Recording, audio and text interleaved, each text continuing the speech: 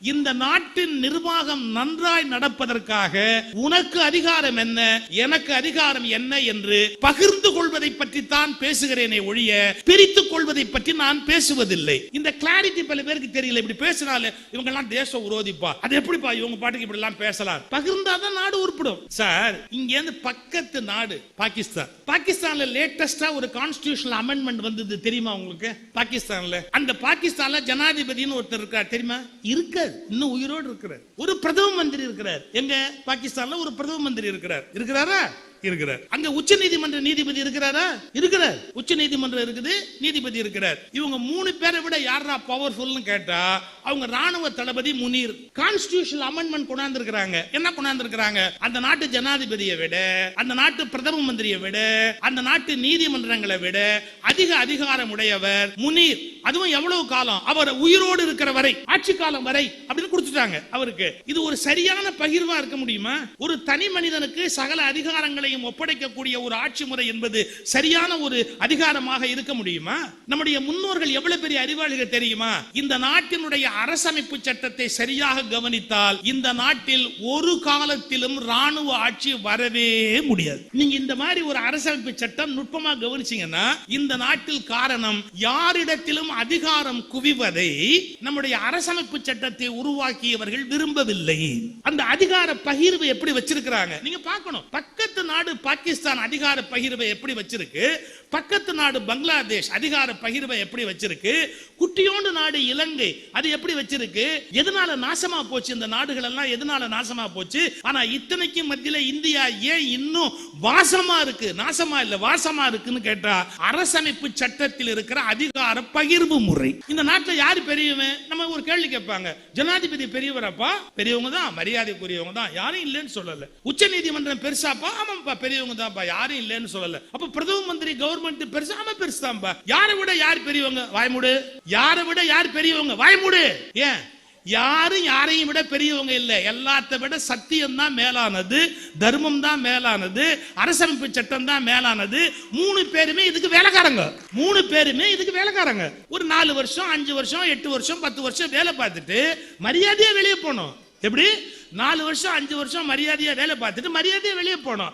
எல்லாத்தையும் விட நான் பெரிய ஆளுன்னு ஆரம்பிச்சா பாகிஸ்தானுக்கு நடக்கிற கதி தான் இந்தியாவுக்கும் ஆயிடும் சார். இப்ப கூட ஒரு ஜட்ஜ்மெண்ட் வந்த போது நம்ம எல்லாரும் ஒரு வருத்தப்பட்டோம். அதை பத்தி நான் இங்க பேசுறதுக்கான லா ஃபோரம் இல்லை இது. ஆனா ஒண்ணே ஒண்ணு சொல்றேன் பாத்தீங்களா, நாம டைம் ஃப்ரேம் அப்படிங்கிறது ஜனாதிபதிக்கும் கவர்னருக்கும் இதுக்கு முந்தின 2 பேர் பெஞ்சில கொடுத்தாங்க. அதை இவங்க ஒத்துக்கல. எங்களுடைய அபிப்பிராயப்படி அப்படி டைம் ஃப்ரேம் நம்ம கொடுக்க முடியாது அப்படின்னாங்க. அதுல என்ன சிக்கல் இருக்குன்னு லா நல்லா படிச்சவங்களுக்கு தெரியும். கான்ஸ்டிடியூஷன்ல இல்லாத ஒரு விஷயத்தை நீதிமன்றம் ப்ரொனவுன்ஸ் பண்ண முடியாது. கான்ஸ்டிடியூஷன்ல இல்லாத ஒரு விஷயத்தை நீதிமன்றம் ப்ரொனவுன்ஸ் பண்ண முடியாது. இங்க ஒரு வேக்யூம், ஒரு காலி இடம் இருக்கு, இங்க நேரம் கெடு ஃபிக்ஸ் பண்ணல, நேர கெடு ஃபிக்ஸ் பண்ணுங்க அப்படின்னு சொல்றதுதான் ஒரு நீதிமன்றம் சொல்ல முடியுமே ஒழிய 10 நாள் 15 நாள் 20 நாள் அவங்க சொல்ல முடியாது. சோ அந்த சட்டத்தை அணுகுகிற போது கான்ஸ்டிடியூஷனை மையமா வச்சு ஒரு முடிவுக்கு வர்றாங்க. அதே நேரத்தில் இன்னொரு விஷயத்தை கிளியர் பண்றாங்க. there cannot be 2 drivers. ஒரு என்ஜினை ஓட்டுறதுக்கு 2 டிரைவர் இருக்க முடியாது. there cannot be 2 drivers. Chief minister தான் டிரைவரே ஒழிய கவர்னர் டிரைவர் இல்லை. ரொம்ப கிளியரா அந்த தீர்ப்புல ஒரு கோடி காட்டிட்டு போறாங்க. கவர்னர் டிரைவர் இல்ல, எலெக்டட் கவர்மெண்ட் மட்டும்தான் டிரைவரா இருக்க முடியும் அப்படிங்கிற இதான் அதிகார பகிர்வு. இவருடைய பொறுப்பு என்ன, அவருடைய பொறுப்பு என்ன? நீங்க யோசிப்பீங்க, இது கொஞ்சம் வழவழா குழகுழான்னு இல்லையா அப்படின்னா தர்மமே அப்படித்தான் இருக்கும். வழவழா குழகுழான்னு தான் இருக்கும். ஒரு சைடு எடுத்து பேச முடியாது. ஏன் பேச முடியாதுன்னா ஒரு சைடு எப்பவுமே நியாயமா இருக்காது. 2 சைடையும் எடுத்து பார்த்து தான் ஒரு முடிவுக்கு வர வேண்டி இருக்கும். இல்ல என்ன ஒரே ஒரு சிக்கல் தெரியுங்களா, எவ்வளவுதான் நீங்க சட்டம் எழுதினாலும் அதை நிறைவேற்ற மனுஷன் மனசுக்குள்ள கல்மிஷம் இருந்தா அதை காப்பாற்ற முடியாது. எத்தனை வேணாலும் அறங்களை கொண்டு வரலாம், ஆனா நிறைவேற்றவன் மனசுக்குள்ள கல்மிஷத்தோட இருந்தான்னா நீங்க எப்படி ஒரு தர்மத்தை நிலைநாட்ட முடியும்? அப்ப நிறைவேற்ற மனுஷன் தூய்மை இருக்கணும். இன்னும் சரியா சொல்லட்டுமா, நம்முடைய அரசமைப்பு சட்டத்தை வடிவமைத்தவர்கள் இவ்வளவு மோசமானவர்கள் எல்லாம் உயர்ந்த பதவிகளுக்கு வருவார்கள் என்று அப்போது நினைத்து பார்க்கவில்லை. இதான் உண்மை. இதை சொல்றதுக்கு நான் கொஞ்சம் கூட வெட்கப்படவே இல்லை. நம்முடைய அரசமைப்பு சட்டத்தை உருவாக்கியவர்கள் இவ்வளவு மோசமானவர்கள் எல்லாம் இந்த இடங்களில் வந்து உட்காருவார்கள் என்று அவர்கள் கனவிலும் நினைக்கவில்லை. அதனால பெருந்தன்மையா விட்டுட்டு போயிட்டாங்க. என்ன பெருந்தன்மையா? ஒரு டேட்டு கிட்டலாம் போடல. 5 நிமிஷத்துக்குள்ள சொல்லு, 10 நிமிஷத்துக்குள்ள முடிவு சொல்லு, 30 நாளைக்குள்ள சொல்லுன்னு சொல்லல. அவங்க முடிவு எடுக்கிற அளவுக்கு கண்ணியமா இருப்பாங்கன்னு நம்புனாங்க. எடுக்காம நான் அழிச்சாட்டியம் பண்ணுவேன்னு யாராவது நம்புவாங்களா? அப்ப நம்முடைய அரசமைப்பு சட்டத்திலையும் தவறு இல்லை, அதை படித்த அதை அமைத்தவங்களுக்கும் தவறு இல்லை. கண்ணியமற்றவர்கள் உயர்ந்த பதவிகள் இருப்பதால் தான் மிக மிக மோசமான சிக்கல்கள் நாட்டில் ஏற்பட்டு கொண்டிருக்கின்றன. இதை மக்கள் தானே புரிஞ்சுக்கணும்.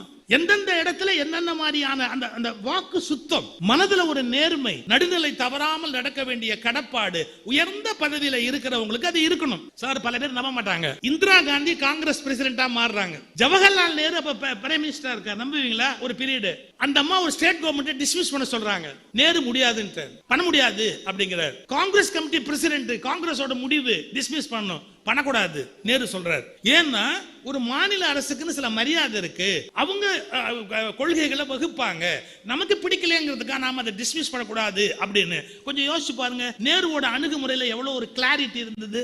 எல்லாரும் இன்னைக்கு நேருவை குறை சொல்றான், வாய்க்கிழியே குறை சொல்லிக்கிட்டே இருக்கிறான். நேரு சொன்னார் தவறு, அவங்க மக்களால தேர்ந்தெடுக்கப்பட்டவங்க, அவங்கள நாம உடனே டிஸ்மிஸ் பண்ணக்கூடாது. டிஸ்மிஸ் பண்ணலாம்னு கான்ஸ்டிடியூஷன்ல ப்ரொவிஷன் இருக்கலாம், நாம அதை யூஸ் பண்ணக்கூடாது அப்படின்னு. இந்த இடம் தான் தகுதியான மனிதர்கள் மேலே உட்கார்ந்து இருக்கிற போது அவங்க என்ன பண்றாங்க, எவ்வளவு பலம் இந்த சட்டத்துல கொடுக்கப்பட்டாலும் பயன்படுத்த மாட்டாங்க. அதை பயன்படுத்த கூடாது, இது கொஞ்சம் வாய்ப்பு கொடுப்போம், கொஞ்சம் வாய்ப்பு கொடுப்போம் அப்படின்னு வாய்ப்பு கொடுக்குறாங்க. இந்த நுட்பத்தை நம்ம புரிஞ்சுக்காம எல்லாமே அரசமைப்பு சட்டத்துல எழுதியிருக்கணும் ஓரளவு தெளிவாக எழுதினர். இது ஒரு பக்கம் இருந்தா கூட என்னுடைய தனிப்பட்ட கருத்துல எந்த மாற்றமும் இல்லை. என்னுடைய தனிப்பட்ட கருத்து, இந்தியாவுக்கு கவர்னர் என்ற பதவியும் ஜனாதிபதி என்ற பதவியும் தேவையற்ற செலவீனம். இந்திய அமைப்புக்கு கவர்னர் என்ற பதவியும் ஜனாதிபதி என்ற பதவியும் பல ஆயிரம் கோடி மக்கள் வரி பணத்தை வீணாக்குகிற ஒரு முறையற்ற செயல். அந்த என்னுடைய அபிப்பிராயத்தை நான் மாத்திக்க தயாராகவே இல்லை. நபர்களுக்காக நான் இதை சொல்லல, நான் அந்த கான்செப்ட் வச்சு சொல்றேன். பிரிட்டிஷ்காரர்கள் ஆண்ட போது நமக்கு கவர்னர்கள் இருந்ததில் நியாயம் இருந்தது. நம்மை வேவு பார்ப்பதற்காக அவர்கள் கவர்னர்களை வைத்தார்கள். ஆனால் ஜனநாயக நாட்டில் நம்மை வேவு பார்ப்பதற்கு இன்னொருவன் வேண்டியது இல்லை. நாம் சுதந்திர மனிதர்கள். இன்னும் கவர்னர் என்ற பதவி நீடிப்பது என்பதே நம்முடைய அவமானத்தின் அடையாளம். மனித குலம் கொஞ்சம் கற்பனை, கொஞ்சம் பொய், இன்னும் கொஞ்சம் சொல்ல போனா அது நம்பிக்கொண்டு இருக்கிற ஒரு விதமான பழைய நம்பிக்கைகள், அதுல இருந்து வெளியே வருவதற்கு மனித குலம் விரும்பாது. எந்த விஷயத்தையுமே கொஞ்சம் மிகைப்படுத்தி சொல்லுவது என்பது மனிதர்களுடைய இயல்பு. வீட்டில் ஒரு சின்னதா கொஞ்சம் பூரானுக்கு கொஞ்சம் பெருசு, அது மாதிரி ஒரு பாம்பு போச்சு, அதை அடிச்சான். அவன் சம்சாரம் பக்கத்து வீட்டில் போய் சொன்னா 5 அடிக்கு ஒரு பாம்பு எங்க வீட்டுக்காரர் அடிச்சாருன்னா. அந்த அம்மா தெருவில் எல்லாரையும் பார்த்து அவங்க வீட்டுக்காரர் 15 அடிக்கு ஒரு பாம்பு போச்சான் அப்படின்னு அவர் ஆரம்பிச்சார். 15 அடி அப்படின்னு. ஏன்னா சொல்றவங்க அந்தஸ்துக்கு ஏற்ற மாதிரி கூட்டிக்கணும். சொல்றவங்களுக்கு ஒரு அந்தஸ்து இருக்கு, நம்ம அந்தஸ்துக்கு பூரான்னு சொல்ல முடியாது இல்லை. அதனால அது பாம்பு ஆக்கணும், 5 அடி ஆக்கணும், அது 10 அடி ஆக்கணும், அவங்கவுங்க அந்தஸ்துக்கு. கடைசியில் அது என்ன ஆகி போச்சு, அனகோண்டாவா மாறிடுச்சு. அப்படி சுத்தி அனகோண்டாவே ஆகி போச்சு. இது அந்த ஊருக்கு ஒரு புதுசா ஒரு துறவி வந்தாரு. அந்த துறவிகிட்ட ரொம்ப பெருமையா சொன்னாங்க. அது மாதிரி அந்த வீட்டுல ஒரு பெரிய மனுஷன் இருக்காரு, அவர் இது மாதிரி 550 அடிக்கு ஒரு பாம்பு அடிச்சாருன்னா.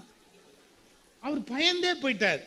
இவ்வளவு பெரிய மனுஷன் இருக்க ஊர்ல நம்ம என்ன பண்றதுன்னு அவன் வீட்டுக்கு கேட்டாரு, ஏப்பா நீ 550 அடி பாம்பு அடிச்சியான்னு கேட்டாரு. அவன் ஆமாம்னு சொல்லல, இல்லைன்னு சொல்லல. அனாவசியமா ஒரு பெருமையை இழக்கக்கூடாது.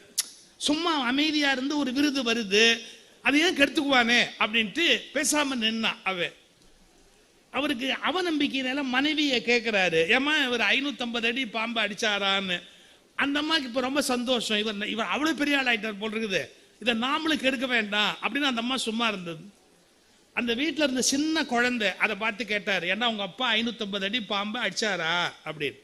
அந்த பையன் ஒரே ஒரு கேள்வி கேட்டான், செத்த பாம்பு வளருமா ஐயா? இந்த உலகத்துல செத்த பாம்பு எங்கேயாவது வளருமா ஐயா? நான் இதான் ஃபர்ஸ்ட் டைமா கேள்விப்படுறேன்னா. ஏன்? அது 2 அடி, அது செத்தது எப்படி 550 அடி ஆச்சுன்னா. இதை தெரிஞ்சுக்கணும்னா நீங்க இந்தியாவில் பிறந்து வளரணும். ஏதோ இத்தனோண்டு நடந்ததை நம்மால் ஊதி ஊதி ஊதி பெரிய விஷயமாக்கி அதுக்கே கோயில் கட்டி அதுல 10 பேர் வசூல் பார்த்து அதை சில பேர் எம்எல்ஏ எம்பி வரைக்கும் மேல போய் என்னென்ன பண்ண முடியுமோ அத்தனை அழிச்சாட்டியமும் பண்ணும். இத்தனோண்டு விஷயம் ஒண்ணுமே கிடையாது, அது ஊதுனா அவ்வளவுதான். இது எதனால வருகிறதுனா மனித மனத்துக்கு ஒரு பலவீனம் உண்டு. கொஞ்சம் எக்ஸாஜரேட் பண்ணலைன்னா நல்லா இருக்காது. எக்ஸாஜரேஷன் அப்படிங்கிறது மிகைப்படுத்துதல், தவிர்க்க முடியாது. இப்போ பாருங்களேன், நம்ம ஒரு வீட்டில் சாப்பிட்றோம், சாப்பாடு எப்படின்னா பிரமாதம், நீங்க மிகைப்படுத்தலைன்னா அவங்க வருத்தப்படுவாங்க, அடுத்த வேலைக்கு வந்தா போட மாட்டாங்க. ஒரு 7-8 சிக்கல் இருக்குது அனாவசியமா. அதை விட என்னன்னா, கூட்டிட்டு வந்த புருஷனை திட்டுவாங்க.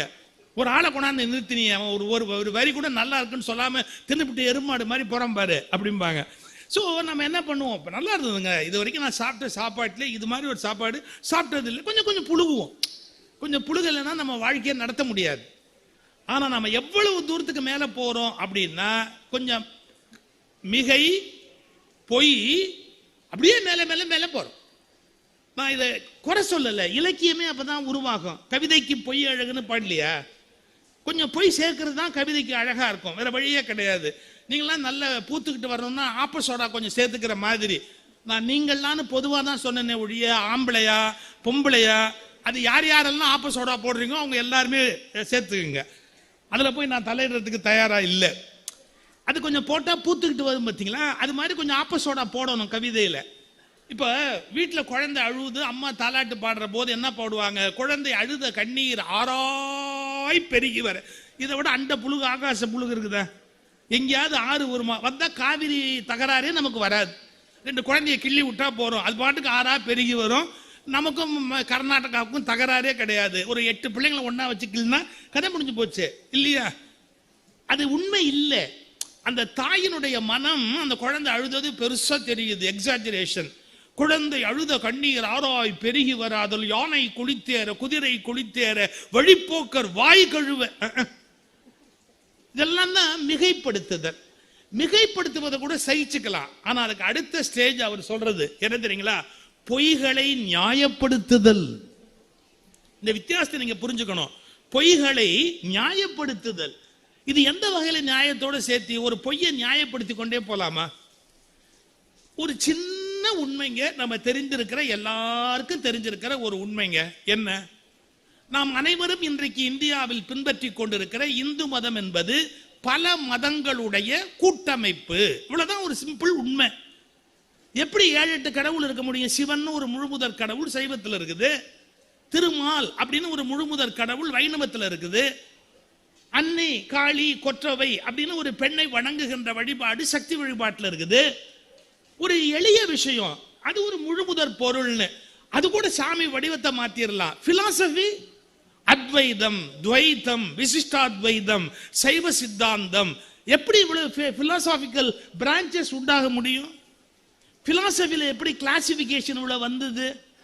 ஒரு மதத்துக்கு ஒரு தத்துவம் தானே சார் இருக்க முடியும். அத்வைதம்னா அதோடு நின்றுபட வேண்டியது தானே.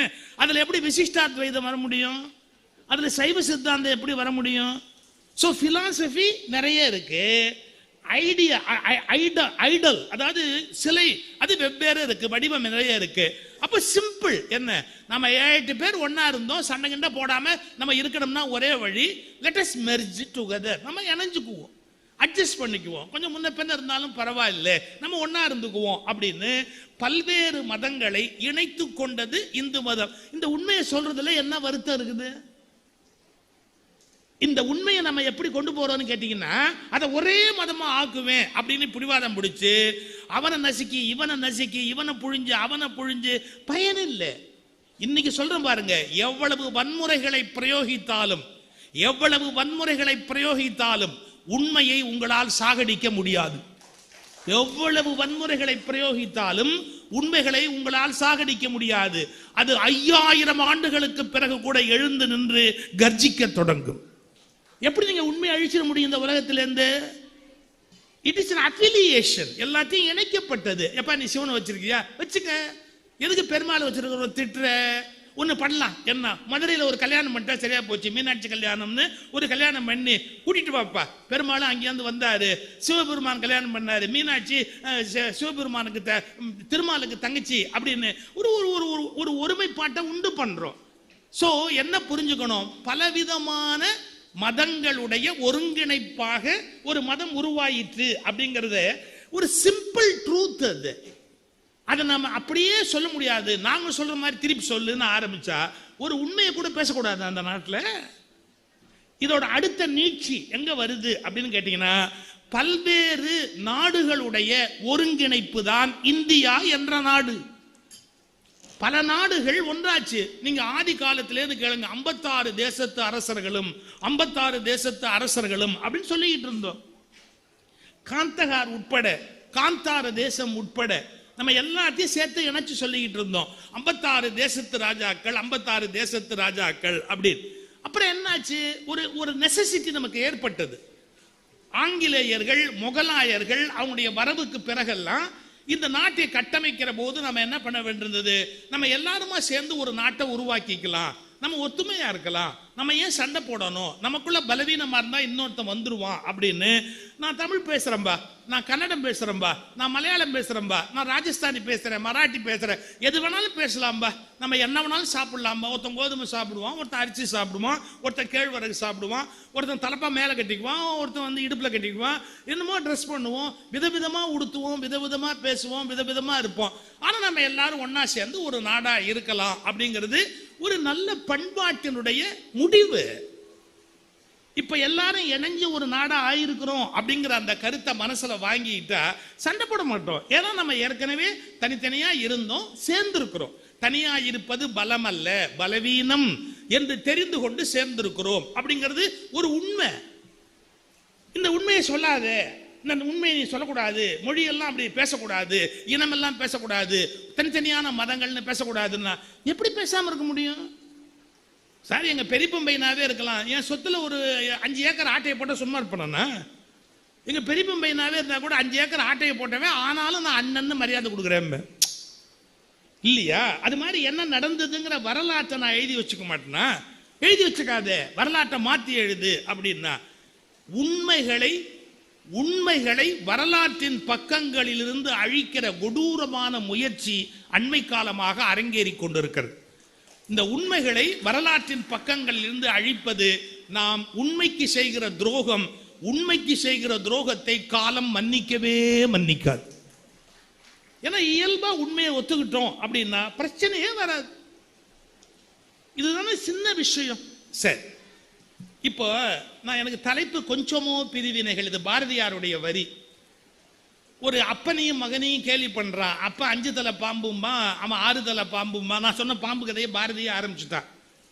இப்படி சொல்லி இவங்களுக்குள்ள பிரிவினைகள் எல்லாம் சகிக்க முடியலடா அப்படின்னு பாரதி பாடுறான். கொஞ்சமோ பிரிவினைகள், இந்த மனிதர்களுக்குள்ள பிரிவினைகள் கொஞ்சம் நஞ்சமா அப்படின்னு பாட்டுல கேட்கிறான். வசனத்துல என்ன எழுதுறான் ஒரு இடத்துல பாரதி, இந்த 4 வர்ணம்னு பிரிச்சிருக்காங்க பாருங்க. அவரு அதை சொன்னாரு, மேல் வர்ணம் 1 2 3 4ன்னு. அதை ஒரு யானைப்பாகன் பேசுறதா பாரதி வச்சுட்டு, இவனுக்கு கொஞ்சமாவது அறிவு இருக்கா, யானையில சூத்திர யானைன்னு ஒண்ணு இருக்குன்னு பேசுறானேன்னு பாரதி கோவப்படுறார். யானையில சூத்திர யானை, யானையில சத்திரிய யானைன்னு பேசுறான், இவனுக்கு அறிவு இருக்கா அப்படின்னு பாரதி வசனத்துல ஒரு இடத்துல கேள்வி கேட்கிறார். அப்ப இந்த மனிதர்கள் எதனாலையோ பிரிச்சு பிரிச்சு பிரிச்சு பிரிச்சு பார்த்து சமூகம் பலவீனம் அடைகிறது, சமூகம் நாறுகிறது, சமூகம் பகைகளால் வெட்டி சாய்கிறது, சமூகம் நாகரிகமற்ற சமுதாயமாக பிறரால் காரி துப்பப்படுகிறது.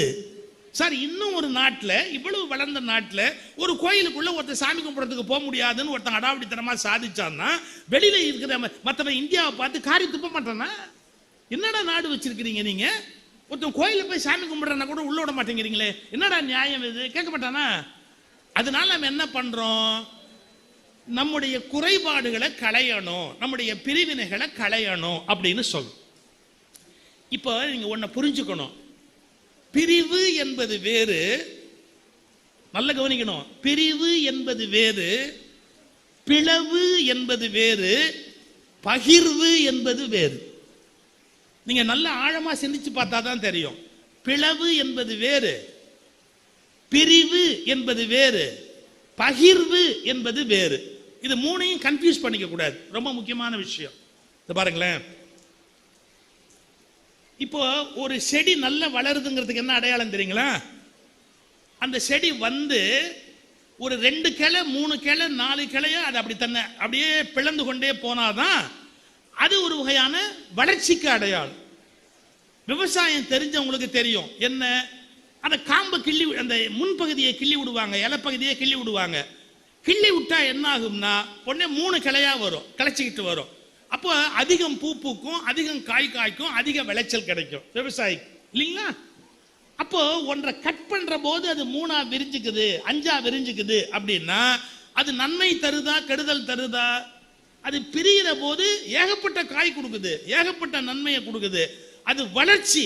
எனவே வளர்ச்சிக்காக செய்கிற பிரிவுகள் தவறற்றவை. அதை இயற்கை வச்சிருக்கு, வளர்ச்சிக்காகவே சில பிரிவுகளை வச்சிருக்கு. இப்போ மெடிக்கல் ஃபீல்டு அப்படிங்கிறத எடுத்தீங்கன்னா அன்னைக்கெல்லாம் ஒரே ஒரு டாக்டர், ஒரே விதமான ட்ரீட்மெண்ட் தான். ஆனா இன்னைக்கு ரொம்ப அக்கிரமம் ஜாஸ்தியா போச்சு, அது வேற சமாச்சாரம். இப்ப நீங்க போய் சொன்னீங்கன்னா டாக்டர் கை வலிக்குதுன்னா அறிவில்லாம பேசுறியப்பா, இடது கையா வலது கையான்னு விவரமா சொல்ல மாட்டியா நீ? ஏன்? நான் இடது கை ஸ்பெஷலிஸ்ட், அவர் வலது கை ஸ்பெஷலிஸ்ட். டாக்டர் நான் வலது கை, நான் இடது கை ஸ்பெஷலிஸ்ட்டுக்கு லெட்டர் தரேன், நீ அவரை போய் பாரு. ஆனா நான் லெட்டர் கொடுக்கறதுக்கு 1000 ரூபாய் கொடுத்துட்டு போய், வெறும் லெட்டர் கொடுக்கறதுக்கு 1000 ரூபாய் கொடுத்துட்டு போய் கொண்டு போய் இடது கை ஸ்பெஷலிஸ்ட் நீங்க போனீங்கன்னா அவர் கேட்பார், இப்படி பொறுப்பு இல்லாம பேசினா நான் என்ன பண்ண முடியாது? கையில 5 விரல் இருக்குது இல்ல, 5 விரல்ல எந்த விரல்ல வலிக்குதுன்னு சொன்னாதானே நான் ட்ரீட் பண்ண முடியும். ஏன்னா நான் ஒரு விரலுக்கு தான் நான் பார்ப்பனே ஒழிய மற்ற 4 விரலுக்கு நான் பார்க்கறது இல்லை. இப்போ ஸ்பெஷலைசேஷன்ங்கிறது அப்படி போயிருச்சு மெடிக்கல் ஃபீல்டு, அது பாட்டுக்கு கிளச்சிக்கிட்டே போகுது. நான் இதை நியாயப்படுத்துறேன்னு தயவுசெய்து நினைக்காதீங்க. ஆனா அப்போ ஒரு ஆஸ்பத்திரி, ஒரு டாக்டர்னா ஒரு MBBS அதோட நின்று போயிடும். இப்ப கண்ணுக்கு நுட்பமா பார்க்க வேண்டியிருக்கு. கண்ணுல உங்களுக்கு லென்ஸ் உள்ள வைக்கிறதுனா அது ஒரு டைப் ஆஃப் ஆபரேஷன். உள்ளுக்குள்ள நரம்புகள்ல கை வைக்கிறதா இருந்தா அது ஒரு டைப் ஆஃப் ஆபரேஷன். மூளைக்கு உள்ளேயே ஒரு குழாயை உள்ள விட்டு அதுல போய் அடைப்பு ஏதாவது இருந்தா எடுத்துப்பாரு அப்படின்னு அதுக்கு ஒரு ஆபரேஷன். ஹார்ட்ல ஒரு குழாயை உள்ள விட்டு பிளம்பிங் வேலையை காஸ்ட்லியா பார்க்கறது. பிளம்பர் வேலையவே காஸ்ட்லியா, பிளம்பர் 10 ரூபா 100 ரூபாயில போவாரு, இவர் 5 லட்சம் 10 லட்சம் ரூபாய் வாங்குவார். அதான் ஒரே ஒரு வித்தியாசம். அப்படி அந்த அந்த அந்த பிளம்பிங் உள்ள பார்த்தா அதுக்கு ஒரு ஸ்டென்ட் வச்சா அது ஒரு டைப் ஆஃப் ஸ்பெஷலிஸ்ட். இந்த வளர்ச்சி சரிங்கிறீங்களா தப்புன்றீங்களா? மெடிக்கல் ஃபீல்டோட growth அது இன்எவிட்டபிள், தவிர்க்க முடியாதது. அது ஒரு வகை வளர்ச்சி. நான் சின்ன பையனா இருந்த போது இருந்திருப்பல, எப்படியா சின்ன பையனா எல்லாமே இருந்திருப்போம் லைஃப்ல. இருந்தப்ப எங்க ஊர்ல ஒரு டாக்டர் இருக்காரு, அவரு நார்த் இந்தியன், 12 பைசா தான் வாங்குவார். அப்போ நாங்க ஸ்கூல் படிக்கிற காலத்துல நாங்க அவற்றை அடிக்கடி போய் பார்ப்போம். எதுக்குன்னு கேட்டீங்கன்னா எத்தனை நாள் லீவு வேணும் அப்படின்னு கேட்பார். பசங்க போனாலே அவர் என்ன நோயெல்லாம் கேட்க மாட்டார், உனக்கு எத்தனை நாள் லீவு வேணும் அப்படிம்பார். நாங்க உடனே 3 நாள் அப்படிம்போம். 1 வாரம் தர்றேன் அப்படின்னு, உடம்பு சரியில்லை 1 வாரம் இவனுக்கு லீவு வேணும்னு எழுதி கொடுப்பார். எவ்வளவு நல்ல டாக்டர் பாருங்க அவரு. அதனால நாங்க அவர்கிட்ட தான் போவோம். அவர்கிட்ட நாங்க போய் உட்காந்துருக்கும் போது ஒரு தடவை குய்யோ முறையோன்னு அடிச்சு அழுதுகிட்டு ஒரு அம்மா ஓடியாருந்தது, இங்கே தபதபான ஓடியாரு. என்னமோ நடந்து போச்சுன்னு அவர் ரூம்ல இருந்து வெளியே ஓடியாராரு. என்னம்மா ஏன் கத்துறீங்கோ, அவர் வெளியே ஓடியாராரு. இங்கேருந்து ஐயா மாறி போச்சியா, ஐயா மாறி போச்சியா, ஐயா மாறி போச்சு. என்ன மாறி போச்சு? இந்த அம்மா பேரு பழனி அம்மாள். பொன்னியம்மாள்ங்கிற பிரிஸ்கிரிப்ஷனுக்கு மருந்து கொடுத்துட்டாங்க. இவரு கம்பவுண்டர் கொண்டு போய் கொடுத்த உடனே இந்த பழனி அம்மாளுக்கு பதிலாக பொன்னியம்மாள் பிரிஸ்கிரிப்ஷனையும் மருந்தையும் அந்த அம்மாட்ட கொடுத்துட்டார் அவரு. அது மாறி போயிருக்கு. அந்த அம்மா சாப்பிட்டுடுச்சு. அது என்னமோ ஆயிடுவோமோன்னு பயந்துக்கிட்டு ஓடியாரு. மாறி போச்சுங்கோ, மருந்து மாறி போச்சுங்கோ, மருந்து சீட்டு மாறி போச்சுங்கோ. அவர் சொன்னார் பாருங்க ஒரு வார்த்தை, கவலைப்படாதீங்க நான் இப்ப மாற்றி கொடுக்குறேன் அப்படின்னு பேப்பரை வாங்கினாரு. இவரை பொன்னியம்மாள் அடிச்சுட்டு பழனியம்மாள்னு எழுதி கையில கொடுத்துட்டு போலாம் நீங்கோ. அவருக்கு பொன்னியம்மாளுக்கு ஒரே மருந்து தான், பழனியம்மாளுக்கு ஒரே மருந்து தான். இந்த கம்பவுண்டர் இவ்வளவு பெரிய ஜாடியில சேப்பு கரல்ல ஒன்று கலக்கி வச்சிருப்பான் ஒரு பக்கத்துல. அப்புறம் ஏதோ ஒரு மாத்திரையை பொடிச்சு நியூஸ் பேப்பர்ல மடிச்சு 3 பொட்டலம் வச்சிருப்பார். இது 2 தவிர ஒரு மருந்தே கொடுக்க மாட்டார். 12 பைசாக்கு வேற எவ்வளவு கொடுக்க முடியும் அவரால்? ஆனா அவர் ஒரு காலத்துல மருத்துவம்னு சொன்னார். இன்னைக்கு நம்ம அப்படி ஒரு மருத்துவர்கிட்ட போவோமா? கொஞ்சம் யோசிச்சு பாருங்க. செஸ்ட்னா அது ஒருத்தர் இருக்காரு, லங்ஸுக்கு ஒருத்தர் இருக்கிறாரு. அப்போ இதை நீங்க இந்த பிரிவுகள் வளர்ச்சின்னு சொல்வீங்களா? அதைத்தான் நான் வேற மாதிரி சொல்றேன். அந்த பிரிவுகள் பிளவுகளும் அல்ல, பிரிவுகளும் அல்ல, அவை பகிர்வுகள், பகிர்ந்து கொள்ளுதல். நான் இதை கவனிக்கிறேன், நீ அதை கவனி, நீ இதை கவனி. பகிர்வுகள் அற்ற ஒரு சமூக அமைப்பு உருவாகாது. இந்த விழா வெற்றியா நடக்கணும்னா மாவட்ட ஆட்சித்தலைவர் என்னென்ன பண்ணியிருப்பாரு யோசிச்சு பாருங்க. ஒவ்வொருத்தட்ட ஒரு பொறுப்பு கொடுத்துருப்பாரு. இந்த ஸ்டேஜ் இப்படி இருக்கணும், மைக் இப்படி இருக்கணும், வரவேற்பு நன்றி ஒரு சொல்லணும்னா நல்ல தமிழ் தெரிஞ்ச நல்ல ஒரு நபர்கிட்ட ஒப்படைக்கணும்.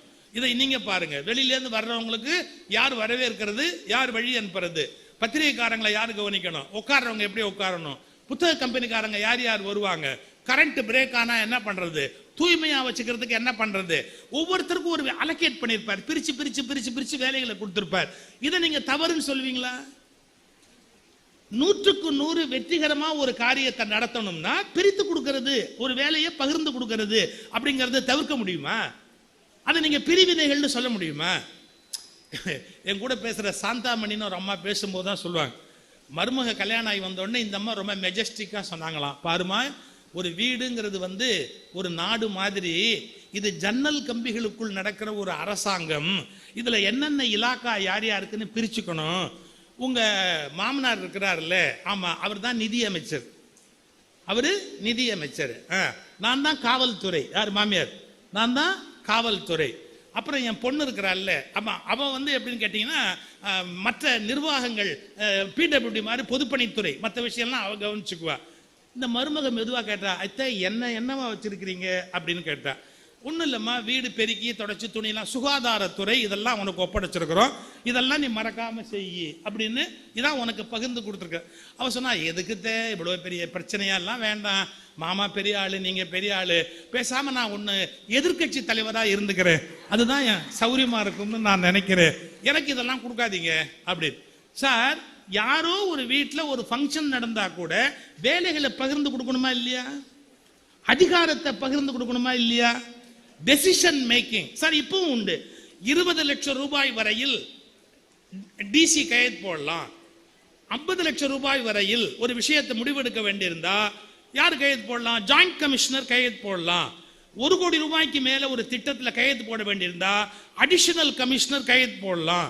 அதுவே 5 கோடி ரூபாய்க்கு உரியதா இருந்ததுன்னா கமிஷனர் கையெழுத்து போடணும். அதுவே 15 கோடி ரூபாய்க்கு இருந்ததுன்னா அந்த சீஃப் செக்ரட்டரி, அந்த செக்ரட்டரி லெவல்ல இருக்கிறவங்க கையெழுத்து போடணும். இதெல்லாம் தவிர்க்க முடியுமா?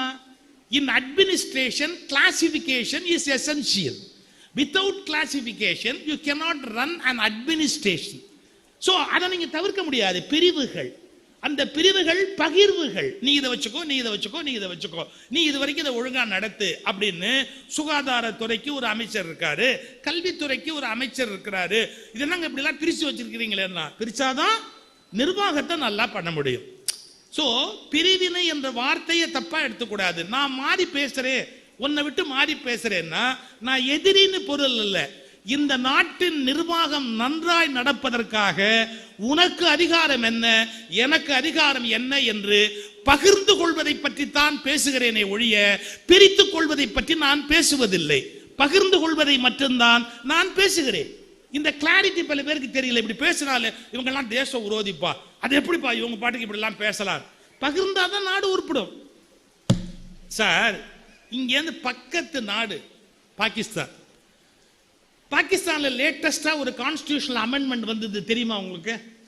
பாகிஸ்தான்ல அந்த பாகிஸ்தான்ல ஜனாதிபதினு ஒருத்தர் இருக்கார் தெரியுமா? இருக்கார், இன்னும் உயிரோடு இருக்கிறார். பாகிஸ்தான்ல ஒரு ஜனாதிபதி இருக்கிறார், ஒரு பிரதம மந்திரி இருக்கிறார். எங்க பாகிஸ்தான்ல ஒரு பிரதம மந்திரி இருக்கிறார். இருக்கிறாரா? இருக்கிறார். அங்க உச்ச நீதிமன்ற நீதிபதி இருக்கிறாரா? இருக்கிறார். உச்ச நீதிமன்றம் இருக்குது, நீதிபதி இருக்கிறார். இவங்க 3 பேரை விட யாரா பவர்ஃபுல்னு கேட்டா அவங்க ராணுவ தளபதி முனீர். கான்ஸ்டிடியூஷனல் அமெண்ட்மெண்ட் கொண்டாந்துருக்கிறாங்க. என்ன கொண்டாந்துருக்கிறாங்க? அந்த நாட்டு ஜனாதிபதியை விட, அந்த நாட்டு பிரதம மந்திரியை விட, அந்த நாட்டு நீதிமன்றங்களை விட அதிக அதிகாரம் உடையவர் முனீர். அதுவும் எவ்வளவு காலம்? அவர் உயிரோடு இருக்கிற வரை, ஆட்சி காலம் வரை அப்படின்னு கொடுத்துட்டாங்க அவருக்கு. இது ஒரு சரியான பகிர்வா இருக்க முடியுமா? ஒரு தனி மனிதனுக்கு சகல அதிகாரங்களையும் ஒப்படைக்கக்கூடிய ஒரு ஆட்சி முறை என்பது சரியான ஒரு அதிகாரமாக இருக்க முடியுமா? நம்முடைய முன்னோர்கள் எவ்வளவு பெரிய அறிவாளிகள் தெரியுமா? இந்த நாட்டினுடைய அரசமைப்பு சட்டத்தை சரியாக கவனித்தால் இந்த நாட்டில் ஒரு காலத்திலும் ராணுவ ஆட்சி வரவே முடியாது. நீங்க இந்த மாதிரி ஒரு அரசமைப்பு சட்டம் நுட்பமா கவனிச்சீங்கன்னா இந்த நாட்டில் காரணம் யாரிடத்திலும் அதிகாரம் குவிவதை நம்முடைய அரசமைப்பு சட்டத்தை உருவாக்கியவர்கள் விரும்பவில்லை. அந்த அதிகார பகிர்வு எப்படி வச்சிருக்கிறாங்க நீங்க பார்க்கணும். பக்கத்து நாடு பாகிஸ்தான் அதிகார பகிர்வை எப்படி வச்சிருக்கு, பக்கத்து நாடு பங்களாதேஷ் அதிகார பகிர்வை எப்படி வச்சிருக்கு, குட்டியோண்டு நாடு இலங்கை அது எப்படி வச்சிருக்கு, எதனால நாசமா போச்சு இந்த நாடுகள் எல்லாம், எதனால நாசமா போச்சு? ஆனா இத்தனைக்கும் மத்தியில இந்தியா ஏன் இன்னும் வாசமா இருக்கு? நாசமா இல்ல, வாசமா இருக்குன்னு கேட்டா அரசமைப்பு சட்டத்தில் இருக்கிற அதிகார பகிர்வு முறை. இந்த நாட்டில் யாரு பெரியவன்? நம்ம ஒரு கேள்வி கேட்பாங்க, ஜனாதிபதி பெரியவரப்பா? பெரியவங்க தான், மரியாதைக்குரியவங்க தான், யாரும் இல்லைன்னு சொல்லல. உச்ச நீதிமன்றம் பெருசாப்பா? ஆமாப்பா பெரியவங்க தான்ப்பா, யாரும் இல்லைன்னு சொல்லல. அப்ப பிரதம மந்திரி கவர்மெண்ட் பெருசா? ஆமா பெருசுதான்ப்பா. யாரை விட யார் பெரியவங்க? வாய்மூடு. யாரை விட யார் பெரியவங்க? வாய்மூடு. ஏன்? யாரும் யாரையும் விட பெரியவங்க இல்லை. எல்லாத்த விட சத்தியம் தான் மேலானது, தர்மம் தான் மேலானது, அரசமைப்பு சட்டம் தான் மேலானது. 3 பேருமே இதுக்கு வேலைக்காரங்க. 3 பேருமே இதுக்கு வேலைக்காரங்க. ஒரு 4 வருஷம் 5 வருஷம் 8 வருஷம் 10 வருஷம் வேலை பார்த்துட்டு மரியாதையா வெளியே போனோம். எப்படி? 4 வருஷம் 5 வருஷம் மரியாதையா வேலை பார்த்துட்டு மரியாதையா வெளியே போனோம். எல்லாத்தையும் விட நான் பெரிய ஆள்னு ஆரம்பிச்சா பாகிஸ்தானுக்கு நடக்கிற கதி தான் இந்தியாவுக்கும் ஆயிடும். நான் ஏன் கவலைப்படுறேன், ஏன் பதறேன் அப்படின்னா, அண்டை நாடு அழிவதை பார்த்த பிறகும் இந்த நாட்டு மக்களுக்கு அறிவு வரவனா? அதிகார பகிர்வு என்பதுல இந்த நாட்டு அரசியல் சட்டம் எப்படி வச்சிருக்கு பாருங்க. பார்லிமெண்ட் அப்படின்னு ஒண்ணு இருக்கு, அதே மாதிரி மாநிலத்தில் சட்டமன்றம் அப்படின்னு ஒண்ணு இருக்கு. அதுல பிரதிநிதிகள் கூடி எல்லாம் சேர்ந்து ஒரு முடிவு எடுக்கிறாங்க. அப்படி எடுக்கிற முடிவுக்கு காரணம் பார்லிமெண்ட்டும் அதை கண்ட்ரோல் பண்ற கவர்மெண்ட்டும். ஏன்னா பார்லிமெண்ட்ல தான் கவர்மெண்ட் எலெக்ட் ஆகுது. ஆனா மறந்துடாதீங்க, இவங்க அந்த சட்டத்தை எழுதிட்டதுனாலேயே அந்த சட்டத்தை நீதிமன்றம் ஒத்துக்கணும்னு அவசியம் கிடையாது. அந்த சட்டம் செல்லாதுன்னு அறிவிக்கிற அதிகாரம் நீதிமன்றத்துக்கு இருக்குது. நீதிமன்றத்துக்கு இருக்குது. அப்ப நீதிமன்றம் தான் பவர்ஃபுல்லா கிடையாது. அந்த நீதிபதியை வெளியே போ அப்படின்னு தீர்மானம் நிறைவேற்றுற அதிகாரம் பார்லிமெண்ட்டுக்கு இருக்குது. இப்ப நீங்க யாருக்கு இந்த நாட்டில் அதிகாரம் கொடுத்திருக்கிறாங்க? நீதிபதி தப்பு பண்ணா பார்லிமெண்ட் விரட்டலாம், பார்லிமெண்ட் தப்பு பண்ணா நீதிபதி ஸ்டாப் பண்ணலாம். இதுதான் முறையான அதிகார பகிர்வு. அப்ப நம்ம புரிஞ்சுக்கணுமா இல்லையா? யாரும் யாரையும் அடக்க கூடாது. இந்த நாட்டில் அரசுக்கு எந்த ஒரு அதிகாரம் இருக்கு? சட்டமன்றம் முதலமைச்சர் அவருக்கு ஒரு அதிகாரம் இருக்கு, பாராளுமன்றம் பிரதமர் அவருக்கு ஒரு அதிகாரம் இருக்கு, அதே மாதிரி நீதிமன்றம் நீதியரசர்கள் அவர்களுக்கு ஒரு அதிகாரம் இருக்கு. அதே மாதிரி இந்த இதற்கெல்லாம் தாண்டி இதை நிர்வாகம் செய்யக்கூடிய அரசு, அந்த அரசுக்கு ஒரு பெரிய அதிகாரம் இருக்கு. ஆனா எந்த இடத்திலும் அதிகார மோதல் வராதபடி ஒண்ணு அடக்கிற மாதிரி. எப்படி தெரியுங்களா? பார்லிமெண்ட்டுக்கு பதில் சொல்ல வேண்டிய பொறுப்பு யாருக்கு உண்டு? பிரைம் மினிஸ்டருக்கு உண்டு. சட்டமன்றத்துக்கு பதில் சொல்ல வேண்டிய பொறுப்பு யாருக்கு உண்டு? முதலமைச்சருக்கு உண்டு. ஏன்னா சட்டமன்றத்தில் நீங்க விளக்க சொல்லி ஆகணும், கேள்வி கேட்டா பதில் சொல்லி ஆகணும். அப்போ நீங்க பதில் சொல்ல வேண்டிய பொறுப்பு இருக்கு. அதுல ஒரு அதிகபட்சமான மெஜாரிட்டி உறுப்பினர்கள் எழுந்திருச்சு நீங்க சொல்றது தப்பு அப்படின்னா அரசு கவுந்து போச்சுன்னு அர்த்தம். அப்ப நிரந்தரமான அதிகாரி அல்ல பிரதமரோ முதல்வரோ, யாருமோ நிரந்தரமானதல்ல. பாராளுமன்றம் சட்டமன்றத்தின் ஒப்புதலை பெறுகிற வரையில் தான் அவர்களுக்கு அதிகாரம் உண்டே ஒழிய இந்த நாட்டில் நபர்களுக்கு அதிகாரம் இல்லை. அந்தந்த பதவிகளுக்கு மட்டும்தான் பொறுப்பு தரப்பட்டிருக்கிறது. இந்த பகிர்வு இருக்கு இல்லையா, அது பிரிவினை இல்லை. இது நம்ம ரொம்ப நுட்பமாகவும் சரியாகவும் புரிஞ்சுக்கணும். சார் இப்ப கூட ஒரு ஜட்ஜ்மெண்ட் வந்த போது நம்ம எல்லாரும் ஒரு வருத்தப்பட்டோம். அதை பத்தி நான் இங்க பேசுறதுக்கான லா ஃபோரம் இல்லை இது. ஆனா ஒன்னே ஒன்று சொல்றோம் பாத்தீங்களா, நாம டைம் ஃப்ரேம் அப்படிங்கிறது ஜனாதிபதிக்கும் கவர்னருக்கும் இதுக்கு முந்தின 2 பேர் பெஞ்சில் கொடுத்தாங்க. அதை இவங்க ஒத்துக்கலை. எங்களுடைய அபிப்பிராயப்படி அப்படி டைம் ஃப்ரேம் நம்ம கொடுக்க முடியாது அப்படின்னாங்க. அதுல என்ன சிக்கல் இருக்குன்னு லா நல்லா படிச்சவங்களுக்கு தெரியும்.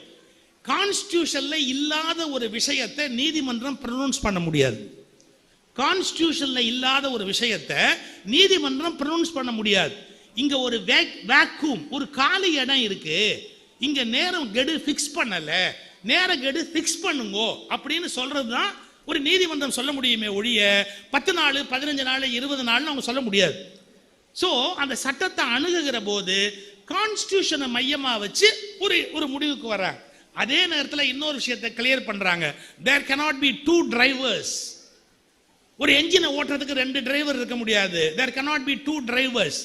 சீஃப் மினிஸ்டர் தான் டிரைவரே ஒழிய கவர்னர் டிரைவர் இல்லை. ரொம்ப கிளியரா அந்த தீர்ப்பில் ஒரு கோடி காட்டிட்டு போறாங்க. கவர்னர் டிரைவர் இல்லை, எலெக்டட் கவர்மெண்ட் மட்டும்தான் டிரைவரா இருக்க முடியும் அப்படிங்கிற இதான் அதிகார பகிர்வு. இவருடைய பொறுப்பு என்ன, அவருடைய பொறுப்பு என்ன? இப்ப நீங்க யோசிப்பீங்க, இது கொஞ்சம் வழவழா குழகுழான்னு இல்லையா அப்படின்னா, தர்மமே அப்படித்தான் இருக்கும், வழவழா குழகுழான்னு தான் இருக்கும். ஒரு சைடு எடுத்து பேச முடியாது. ஏன் பேச முடியாதுன்னா, ஒரு சைடு எப்பவுமே நியாயமா இருக்காது, ரெண்டு சைடையும் எடுத்து பார்த்து தான் ஒரு முடிவுக்கு வர வேண்டியிருக்கும். இல்லை என்ன ஒரே ஒரு சிக்கல் தெரியுங்களா, எவ்வளவுதான் நீங்க சட்டம் எழுதினாலும் அதை நிறைவேற்றுற மனுஷன் மனசுக்குள்ள கல்மிஷம் இருந்தா அதை காப்பாற்ற முடியாது. எத்தனை வேணாலும் அறங்களை கொண்டு வரலாம், ஆனா நிறைவேற்றுறவன் மனசுக்குள்ள கல்மிஷத்தோட இருந்தான்னா நீங்க எப்படி ஒரு தர்மத்தை நிலைநாட்ட முடியும்? அப்ப நிறைவேற்றுற மனுஷன் தூய்மை இருக்கணும். இன்னும் சரியா சொல்லட்டுமா, நம்முடைய அரசமைப்பு சட்டத்தை வடிவமைத்தவர்கள் இவ்வளவு மோசமானவர்கள் எல்லாம் உயர்ந்த பதவிகளுக்கு வருவார்கள் என்று அப்போது நினைத்து பார்க்கவில்லை. இதான் உண்மை. இதை சொல்றதுக்கு நான் கொஞ்சம் கூட வெட்கப்படவே இல்லை. நம்முடைய அரசமைப்பு சட்டத்தை உருவாக்கியவர்கள் இவ்வளவு மோசமானவர்கள் எல்லாம் இந்த இடங்களில் வந்து உட்காருவார்கள் என்று அவர்கள் கனவிலும் நினைக்கவில்லை. அதனால பெருந்தன்மையா விட்டுட்டு போயிட்டாங்க. என்ன பெருந்தன்மையா, ஒரு டேட்டு கிட்டலாம் போடல, 5 நிமிஷத்துக்குள்ள சொல்லு, 10 நிமிஷத்துக்குள்ள முடிவு சொல்லு, 30 நாளைக்குள்ள சொல்லுன்னு சொல்லல. அவங்க முடிவு எடுக்கிற அளவுக்கு கண்ணியமா இருப்பாங்கன்னு நம்புனாங்க. எடுக்காம நான் அழிச்சாட்டியம் பண்ணுவேன்னு யாராவது நம்புவாங்களா? அப்ப நம்முடைய அரசமைப்பு சட்டத்திலையும் தவறு இல்லை, அதை படித்த அதை அமைத்தவங்களுக்கும் தவறு இல்லை. கண்ணியமற்றவர்கள் உயர்ந்த பதவிகள் இருப்பதால் தான் மிக மிக மோசமான சிக்கல்கள் நாட்டில் ஏற்பட்டு கொண்டிருக்கின்றன. இதை மக்கள் தானே புரிஞ்சுக்கணும். எந்தெந்த இடத்துல என்னென்ன மாதிரியான அந்த அந்த வாக்கு சுத்தம், மனதில் ஒரு நேர்மை, நடுநிலை தவறாமல் நடக்க வேண்டிய கடப்பாடு உயர்ந்த பதவியில இருக்கிறவங்களுக்கு அது இருக்கணும். சார் பல பேர் நம்ப மாட்டாங்க, இந்திரா காந்தி காங்கிரஸ் பிரசிடென்டா மாறுறாங்க, ஜவஹர்லால் நேரு அப்ப பிரைம் மினிஸ்டரா இருக்கார், நம்புவீங்களா? ஒரு பீரியடு அந்த அம்மா ஒரு ஸ்டேட் கவர்மெண்ட் டிஸ்மிஸ் பண்ண சொல்றாங்க, நேரு முடியாதுன்னு பண்ண முடியாது அப்படிங்கிறார். காங்கிரஸ் கமிட்டி பிரசிடென்ட், காங்கிரஸோட முடிவு டிஸ்மிஸ் பண்ணணும், பண்ணக்கூடாது நேரு சொல்றார். ஏன்னா ஒரு மாநில அரசுக்குன்னு சில மரியாதை இருக்கு, அவங்க கொள்கைகளை வகுப்பாங்க, நமக்கு பிடிக்கலங்கிறதுக்காக நாம அதை டிஸ்மிஸ் பண்ணக்கூடாது அப்படின்னு. கொஞ்சம் யோசிச்சு பாருங்க, நேருவோட அணுகுமுறையில் எவ்வளவு ஒரு கிளாரிட்டி இருந்தது. எல்லாரும் இன்னைக்கு நேருவை குறை சொல்றான், வாய்க்கிழியே குறை சொல்லிக்கிட்டே இருக்கிறான். நேரு சொன்னார் தவறு, அவங்க மக்களால தேர்ந்தெடுக்கப்பட்டவங்க, அவங்கள நாம உடனே டிஸ்மிஸ் பண்ணக்கூடாது. டிஸ்மிஸ் பண்ணலான்னு கான்ஸ்டிடியூஷன்ல ப்ரொவிஷன் இருக்கலாம், நம்ம அதை யூஸ் பண்ணக்கூடாது அப்படின்னு. இந்த இடம் தான் தகுதியான மனிதர்கள் மேலே உட்கார்ந்து இருக்கிற போது அவங்க என்ன பண்றாங்க, எவ்வளவு பலம் இந்த சட்டத்தில் கொடுக்கப்பட்டாலும் பயன்படுத்த மாட்டாங்க. சே அதை பயன்படுத்தக்கூடாது, இது கொஞ்சம் வாய்ப்பு கொடுப்போம், கொஞ்சம் வாய்ப்பு கொடுப்போம் அப்படின்னு வாய்ப்பு கொடுக்குறாங்க. இந்த நுட்பத்தை நம்ம புரிஞ்சுக்காம எல்லாமே அரசமைப்பு சட்டத்தில் எழுதியிருக்கணும்னா ஓரளவு தெளிவாக எழுதினர். இது ஒரு பக்கம் இருந்தா கூட என்னுடைய தனிப்பட்ட கருத்துல எந்த மாற்றமும் இல்லை. என்னுடைய தனிப்பட்ட கருத்து, இந்தியாவுக்கு கவர்னர் என்ற பதவியும் ஜனாதிபதி என்ற பதவியும் தேவையற்ற செலவீனம். இந்திய அமைப்புக்கு கவர்னர் என்ற பதவியும் ஜனாதிபதி என்ற பதவியும் பல ஆயிரம் கோடி மக்கள் வரி பணத்தை வீணாக்குகிற ஒரு முறையற்ற செயல். அந்த என்னுடைய அபிப்பிராயத்தை நான் மாத்திக்க தயாராகவே இல்லை. நபர்களுக்காக நான் இதை சொல்லல, நான் அந்த கான்செப்டை வச்சு சொல்றேன். பிரிட்டிஷ்காரர்கள் ஆண்ட போது நமக்கு கவர்னர்கள் இருந்ததில் நியாயம் இருந்தது. நம்மை வேவு பார்ப்பதற்காக அவர்கள் கவர்னர்களை வைத்தார்கள். ஆனால் ஜனநாயக நாட்டில் நம்மை வேவு பார்ப்பதற்கு இன்னொருவன் வேண்டியது இல்லை. நாம் சுதந்திர மனிதர்கள். இன்னும் கவர்னர் என்ற பதவி நீடிப்பது என்பதே நம்முடைய அவமானத்தின் அடையாளம். ஒரே வார்த்தை, அந்த பதவி நீடிப்பதே அவமானத்தின் அடையாளம். நான் தனி மனிதர்களை விமர்சிக்கவில்லை, அந்த பதவியே பெரும் சுமை, தேவையற்ற ஒன்று. நம்முடைய ஜனாதிபதி புறப்பட்டா ஒரு பிளேன், எவ்வளவு பாதுகாப்பு தெரியுங்களா? 200 கோடி 300 கோடி சபரிமலைக்கு வந்து சாமி கும்பிட்டாங்கன்னு வச்சுங்க, எத்தனை கோடி செலவு பண்ண தெரியுமா? நீங்களும் நான் அப்படி செலவு பண்ண முடியுமா?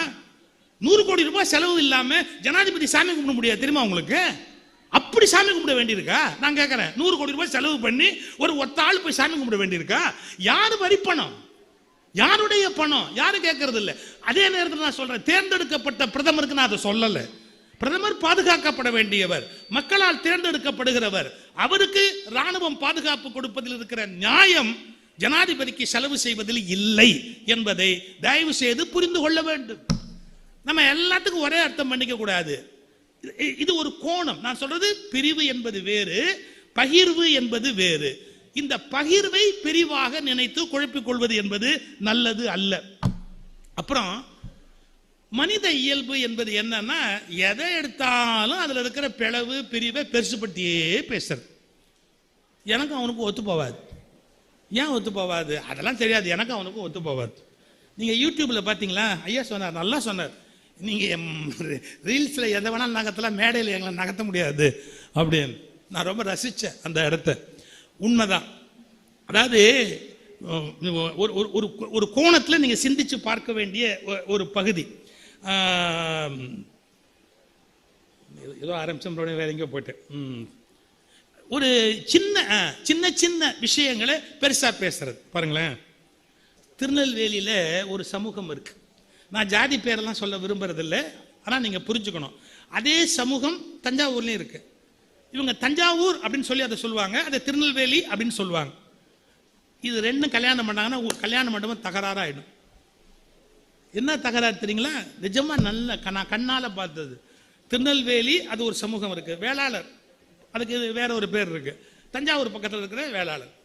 கல்யாண மண்டபம் நடந்தால் கல்யாண மண்டபத்தில் பெரிய தகராறு நடக்கும். மாப்பிள்ளை எப்போ வந்தாலும் 2 ஸ்வீட் வைக்கணும் ஒரு பகுதியில், ஒரு இதில் 1 தான் வைப்பாங்க. இது முதல் தகராறுக்கு காரணம். பொண்ணு 2 கல்யாணம் பண்ணாமல் 1 கல்யாணம் பண்ணதே பெரிய விஷயம் இல்லையா? அதை விட்டு ஸ்வீட்டு 2 வைக்கலன்னு யாராவது தகராறு பண்ணுவாங்களா? சரி, இதுவாது பரவாயில்ல. ஒரு கல்யாணம் பண்ணுறது சார், ஒரு கிழவி பண்ண கலாட்டா நான் உட்காந்துருக்கிறேன், ஒரு கல்யாணத்தையும் நிறுத்திச்சு. என்ன எங்கள் எல்லாம் 6 சுத்து முறுக்கு வைப்பாக, இவங்க 3 சுத்து முறுக்கு வச்சிருக்காங்க. நம்ம எப்படி இந்த வீட்டில் கல்யாணம் பண்றது? எந்த முறுக்கையும் அந்த பாட்டியால திங்கவே முடியாது. அது 3 சுத்தா இருந்தாலும் சரி, 6 சுத்தா இருந்தாலும் சரி, பல்லே இல்லை, அதனால திங்க முடியாது. திங்க முடியாத முறுக்குக்கு அது கலாட்டா பண்ணும். நாங்கள்லாம் 6 சுத்து முறுக்கு வைப்போம், 3 சுத்து முறுக்கு இருக்கு. எப்படி? நான் சொன்னேன், 2 தின்னேன், 2 ஒன்னா தின்னு தொலைய, யாரு வேண்டான்னா? இதுக்கு போய் கல்யாணத்தை நிறுத்தணும்னு கலாட்டா பண்றிய. எங்க பழக்கமே வேற, அவங்க பழக்கமே வேற. என்ன பெரியார் தான் கேட்டார், கலப்பு திருமணம்னா. என்னடா கலப்பு திருமணம்? நாய்க்கும் மனுஷனுக்குமா கலப்பு கல்யாணம் பண்ணி வைக்கிறா? மனுஷி தானடா. அதுல என்னடா பெருசா பேசிக்கிட்டு கலப்பு திருமணம்னு அதை போட்டுக்கிட்டு திருமணம்னு போடுறாரு. இயல்பு தானே, சின்ன விஷயம். Sir, VK. ராமசாமின்னு ஒரு நடிகர் இருந்தார், தெரியும் உங்களுக்கு? நல்ல ஹியூமரஸா பேசுவார் வி.கே. ராமசாமி. இந்த ஊருக்காரரா? ஓ, ரொம்ப சந்தோஷம், ரொம்ப சந்தோஷம். ஓ அப்படியா? நல்ல நடிகர், அவருடைய காமெடி உங்களுக்கு எல்லாருக்குமே ரொம்ப. அவரும் நம்ம குமுதத்துல எல்லாம் கதை எழுதுவார். சாண்டில்யன் தெரியுங்களா உங்களுக்கு? கடல் புறா, பெரிய பெரிய நாவலா எழுதுவார் சாண்டில்யன். சாண்டில்யனும் அவரும் பெஸ்ட் ஃப்ரெண்ட்ஸ். நீங்க அது ரொம்ப ஆச்சரியம். வி.கே. ராமசாமி சினிமா துறை, இவர் எழுத்தாளர். வடப்படம் பேசிக்குவாங்க 2 பேரும். ஒரு நாள் என்னாச்சு, சாண்டில்யன் புறப்பட்டு வி.கே. ராமசாமி வீட்டுக்கு போறார். வா, ஒரு கல்யாண வீட்டுக்கு நிச்சயதார்த்தத்துக்கு போறேன், வரியா அப்படின்னு. சாண்டில்யன் சொன்னார், உன் வீட்டில் சாப்பிடலாம்னு வந்தேன், நீ எங்க கூட்டு போனாலும் அங்கே சாப்பிட வேண்டியதுதான், போலாம் வா. அவங்க ரொம்ப பெஸ்ட் ஃப்ரெண்ட்ஸ். அவங்க நேரம் அந்த கல்யாணத்துக்கு போனாங்க. கல்யாணம் நிச்சயதார்த்தம் டைம் சொல்லியிருக்காங்க. 7 ஆச்சு, 7:30 ஆச்சு, 8 ஆச்சு, நிச்சயமே நடக்கல. சாண்டில்யன் கேட்டாரு, என்னத ஒண்ணுமே நிச்சயதார்த்தம் நடந்த மாதிரி தெரியல. அது தெரியல, சாப்பிட போலாமான்னு. நிச்சயமே நடக்கல, அதுக்குள்ள சாப்பாட்டுக்கு போலாங்க. நடக்காது, நிச்சயம் நடக்காதுன்னு தெரிஞ்சு போச்சு, வா சாப்பிடலாம் அப்படின்னு. ஏன் நின்று போச்சு? இல்ல, தாம்பூலம் மாத்துறத பத்தி பேசும்போதுதான் நாங்க வேற ஜாதி அவங்க வேற ஜாதின்னு தெரிஞ்சு போச்சு. வேற ஜாதியா? எல்லாம் ஏற்பாடு பண்ணிக்கிட்டீங்க, பேசிக்கிட்டீங்க. அப்புறம் இல்ல நான் சமூகம் பேர்லாம் சொல்ற வழக்கம் எனக்கு இல்லைங்க, எனக்கு ஜாதியில நம்பிக்கை இல்லைங்க, நான் ஜாதி பார்த்து வாழ்ந்தவனும் இல்லைங்க, என்னுடைய சிந்தனை வேற. உங்களுக்கு புரிய வைக்கிறதுக்காக நான் இப்ப சொல்ல வேண்டியிருக்கு, இல்லைன்னா நான் சொல்லியிருக்க கூட மாட்டேன். வாணிப செட்டியார்கள்னு ஒரு பகை, அதுல வி.கே. ராமசாமி அவர் சொல்றாரு, நாங்க தாலி தட்டு மாத்தும் போது தான் உண்மை தெரிஞ்சது, அவங்க வேற வாணிப செட்டியார், நாங்க வேற வாணிப செட்டியார், கல்யாணம் நின்று போச்சுன்னு. 2 பேரும் வாணிப செட்டியார், அப்புறம் எப்படி வேற? இல்ல, ஒத்தமாட்டு வாணிபம்னு ஒன்று இருக்கு, ரெட்டமாட்டு வாணிபம்னு ஒன்று இருக்கு. ஒத்தமாட்டு வாணிபமும் ரெட்டமாட்டு வாணிபமும் நாங்க சம்பந்தம் பண்ண மாட்டோம். சாண்டில்யன் சொன்னார் பாருங்க, ஒண்ணு அவனை ஒரு மாட்டை வித்துற சொல்லு, இல்ல இவனை ஒரு மாட்டை வாங்கிற சொல்லு. என்னப்பா நீங்க இப்ப நீங்க யாருமே மாடு வச்சு வாணிபம் பண்ணல, எல்லாரும் லாரி வச்சு பெருசு பெருசா வியாபாரம் பண்ணிட்டு இருக்கிறீங்க. லாரி வச்சு வியாபாரம் பண்ற போது என்ன ஒத்த மாட்டு வாணிபம் ரெட்ட மாட்டு வாணிபம்னு பேசிக்கிட்டு என்னப்பா பேச்சு, கூப்பிடு அப்படின்னு 2 வீட்டையும் பேசி அந்த கல்யாணத்தை சாண்டில்யம் நடத்தி வச்சார். இந்த செய்தி எனக்கு எப்படிதான் சாண்டில்யம் ஒரு விழாவில் சொன்னார். இந்த எப்படி நடந்ததுன்னு ஒரு முறை ஒரு பேசும்போது ரொம்ப ரொம்ப சார் சாண்டில்யம் ரொம்ப ஹியூமரஸா பேசுவார். வி.கே. ராமசாமி எவ்வளவு ஹியூமரோ அவ்வளவு ஹியூமரஸா பேசுவார் சாண்டில்யர்.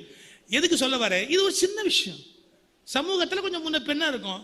தஞ்சாவூர் பிள்ளைமாரு, திருநெல்வேலி பிள்ளைமாரு, இதெல்லாம் ஒரு பெரிய விஷயமா.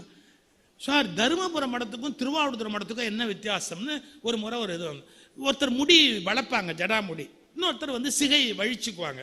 ஆனால் திருவள்ளுவர் 2யுமே வானானார். மழித்தலும் நீட்டலும் வேண்டாம் தெளிவாக எழுதினார். மழிக்கிறது ஒரு மரபு துறவுல, நீட்டுறது ஒரு மரபு, இது 2 வித்தியாசம். அப்புறம் என்ன வித்தியாசம் சொல்லிக்கிட்டே வந்தாங்க. ஒரு வித்தியாசம் சொன்னா சார் நான் அசந்து போயிட்டேன். இவங்க வேஷ்டியை இடது பக்கம் வச்சு கட்டுவாங்க, அவங்க வேஷ்டியை வலது பக்கம் வச்சு கட்டுவாங்க.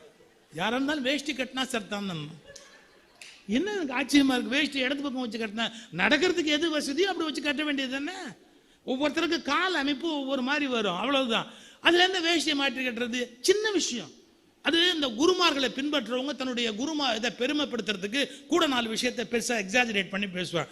இதெல்லாம் அட்டர் ஃபூலிஷ்னஸ். உண்மையான இறைநிலை என்பதை உணர்ந்தவர்கள் இது போன்ற பிளவுகளை பெரிதுபடுத்தி பேசிக் கொண்டிருக்க மாட்டார்கள். கொஞ்சம் யோசிச்சு பார்க்கணுமா இல்லையா? சார் இதெல்லாம் விட ஒரு பெரிய கொடுமை. நான் குன்றக்குடி அடிகளாரோடு கூட பயணிச்சவர். கோயம்புத்தூர்ல ஒரு மாநாடு கோயம்புத்தூர்ல இல்ல, தமிழ்நாடு தெய்வீக பேரவை தொடங்குறாங்க. அந்த மாநாட்டில் சார் கோயம்புத்தூர்லேருந்து வந்திருந்த 2 சாமியாரோட மதுரையிலேருந்து வந்திருந்த சாமியாரும் திருவாவூர்லேருந்து வந்திருந்த சாமியாரும் ஒன்னா சாப்பிட மாட்டோம் நாங்க சார், ஒன்னா சாப்பிட மாட்டோம் அப்படின்னாங்க. ஏன் அப்படின்னு, அவங்கெல்லாம் பஞ்சத்துக்கு சாமியாரானவங்க, நாங்க பரம்பரையா சாமியாரானோம். பரம்பரை இருந்தாலே சாமியார் இல்லைடா, நாங்கெல்லாம் பரம்பரையான சாமியார், அது பஞ்சத்துக்கு சாமியார் இருந்தார். என்னன்னு கேட்டா அசைவம் சாப்பிட்றவங்களா இருந்து சைவமா மாறி வந்தவங்களாம் அவங்கெல்லாம். இவங்க பரம்பரையோ சைவமா, இது ஒரு பெரிய விஷயமா பிரிவினை. சைவமும் அசைவமும் அவங்களுடைய பர்சனல் சாய்ஸ், நல்லா புரிஞ்சுக்கோங்க. It is a personal choice. அதை அவங்களும் அவங்க குடும்பமும் டாக்டரும் முடிவு பண்ணுமே ஒழிய அதை யாரோ தெருவில் போறவங்க முடிவு பண்ண முடியாது. நீ சைவம் சாப்பிடணும் அசைவம் சாப்பிடணும், வேற யாருக்குமே அந்த ரைட்ஸ் கிடையாது. அவன் முடிவு பண்ணலாம், அவன் குடும்பம் முடிவு பண்ணலாம், இல்லாட்டி அவங்க டாக்டர் முடிவு பண்ணலாம். யாருமே இல்லாம அசைவம் சாப்பிட்றவங்க எல்லாருமே கொஞ்சம் குறைஞ்சவங்க யாராவது பேசலாமா? அப்படி தப்பு இல்லையா? ஏதோ ஒரு பிரிவினையை கொண்டு வந்து உயர்வு தாழ்வு கற்பிப்பது என்பது என்ன வகையில் நியாயம்? நான் ஒரு முறை சொல்லும் போது கிளாசிபிகேஷன் அப்படிங்கிறது இல்லாம அட்மினிஸ்ட்ரேஷன்ங்கிறது இல்லைங்கிற மேனேஜ்மெண்ட் பிரின்சிபிள் எனக்கு தெரியும். கிளாசிஃபை பண்ணும், கிளாஸ் 1, கிளாஸ் 2, கிளாஸ் 3, கிளாஸ் 4. அதே மாதிரி தானே சார் கீதையிலையும் வர்ணாசிரமம் பிரிக்கப்பட்டிருக்குன்னு ஆர்கியூ பண்ணுவாங்க. உன்னை மறந்துடக்கூடாது, ரொம்ப தெளிவா உன்னை மறந்துடக்கூடாது. என்ன பை பர்த் இந்த இதெல்லாம் பிரிக்கல, ஆனா அங்க பை பர்த் பிரிச்சிருக்கு. பை பர்த் பிரிக்க கூடாது அப்படிங்கிற தெளிவு நமக்கு ஏற்படணுமா இல்லையா? பை பர்த்தே ஒருத்தன் கிளாஸ் 1, பை பர்த்தே ஒருத்தன் கிளாஸ் 2, பை பர்த்தே ஒருத்தன் கிளாஸ் 4, அது அயோக்கியத்தனம் இல்ல? ஏதோ ஒரு நிர்வாகம்னு வரும்போது கிளாஸ் 1 கிளாஸ் 2 தவிர்க்க முடியாது. ஆனா அது பை பர்த் அப்படின்னு டிசைட் பண்ற போது நாங்க ஒத்துக்க மாட்டோம். பிறப்புக்கும் எல்லா உயிருக்கும் தான் எங்க கோட்பாடு. அப்படி இருக்கிற போது நாங்க ஏன் அதை ஏத்துக்கணும்? சோ கிளாசிபிகேஷன்ங்கிறதுல நியாயப்படுத்தணும்னா அதுல நிஜமான லாஜிக்கல் ரீசன்ஸ் இருக்கும். இப்ப பிளட்ல இருக்கு, ஒரு பிளட் குரூப் இன்னொரு பிளட் குரூப் கொடுக்க கூடாது. சில குரூப் தான் ஒத்து போகும், அது ஒன்னோட ஒண்ணு. ஆனா நீங்க இஷ்டத்துக்கு யாரு பிளட் வேணாலும் யாருக்கும் ஏற்றிட முடியாது. அந்த கிளாசிபிகேஷன் நியாயப்படுத்தக்கூடிய ஒண்ணு இல்லைங்களா? அது தவிர்க்க முடியாது மெடிக்கல் சயின்ஸ்ல. ஆனா இந்த பொண்ணை கொடுக்க கூடாது அப்படிங்கிறதுலையும் அவன் ஒண்ணு கொண்டாந்து வச்சு கிளாசிபிகேஷன் வச்சு பேசினா அதை எப்படி ஏத்துக்க முடியும்? இதைதான் புரிஞ்சுக்கணும். நியாயமான பகிர்வுகள் என்பது என்ன, நியாயமற்ற பகிர்வுகள் என்பது என்ன? ஒவ்வொரு வகையிலையும் தொடர்ந்து ஒரு காலத்தில் அநீதி நடந்துகிட்டார். இந்த நூற்றாண்டுல கூட சார் கோயிலுக்குள்ள யாரோ போகக்கூடாது அப்படின்றத பிடிவாதமா பேசுறாங்க சார். அதெல்லாம் அவங்கெல்லாம் கோயிலுக்குள்ள போகக்கூடாது, தப்பு, போகவே கூடாது, தவறு. எப்படி இப்படி பேசுறோம்? பெருந்தலைவர் காமராஜர் அதை மாத்துறதுக்கு ஒரு பியூட்டிஃபுல் ஐடியா பண்ணார். அவன் போகக்கூடாது இவன் போகக்கூடாதுன்னு சொல்லாத, கக்கன் அவங்கள அறநிலையத்துறைக்கு அமைச்சராகவே ஆக்குனார். யாராவது சொல்லிப்பாரு இப்போ, யாராவது சொல்ல முடியுமா இப்போ? ஸோ யோசிக்கணும். பிரிவுகளையும் பிளவுகளையும் பெருசுபடுத்திக்கிட்டே போனா ஒரு மதம் பலவீனம் அடையும், ஒரு நாடு பலவீனம் அடையும். பலவீனம் வேண்டான்னு நம்ம எல்லாம் ஒன்று சேர்ந்து உட்கார்ந்துருக்கிறோம். அப்போ ஒருத்தர் குத்திக்கிட்டே இருந்தா வலிக்காதா? யாருக்கு வலிக்குமோ அவன் கோவப்பட மாட்டானா? இந்த உண்மைகளை எல்லாம் நாம மனம் விட்டு பேசுவதற்கு தயாரா இருக்கும். அதே மாதிரி சடங்குகள் ஒரு ஒரு சமூகத்துக்கு இன்னொரு சமூகத்துக்கு வித்தியாசமா இருக்கும். அதெல்லாம் ஒரு பெரிய விஷயமே இல்லை. இன்னைக்கு சடங்கே இல்லாமல் திருமணம் பண்ணா கூட தான் குழந்தை பிறகுது. அதை விட கொடுமை பல. என்னதான் நல்ல முறையாக திருமணம் பண்ணாலும் இப்பெல்லாம் ஃபெர்டிலிட்டி சென்டர் உதவி இல்லாமல் குழந்தை பிறக்க மாட்டேங்குது. எப்படி ஆகிப்போச்சு பாருங்க இந்த நாட்டில். ஃபெர்டிலிட்டி சென்டர் உதவி இல்லாமல் குழந்தையே பிறக்க மாட்டேங்குது. அப்போ நம்ம என்ன புரிஞ்சுக்கணும்? சடங்குகள்லாம் ஒரு பெரிய விஷயம் அல்ல. அவைகளை தலைமையில தூக்கி வச்சுக்கிட்டு பிரிவினைகளை பெருசா பேசிக்கிட்டு கோபப்பட்டு சண்டை போட்டு உறவுகளை முறிச்சு இவைகளெல்லாம் மாற்றப்பட வேண்டியது.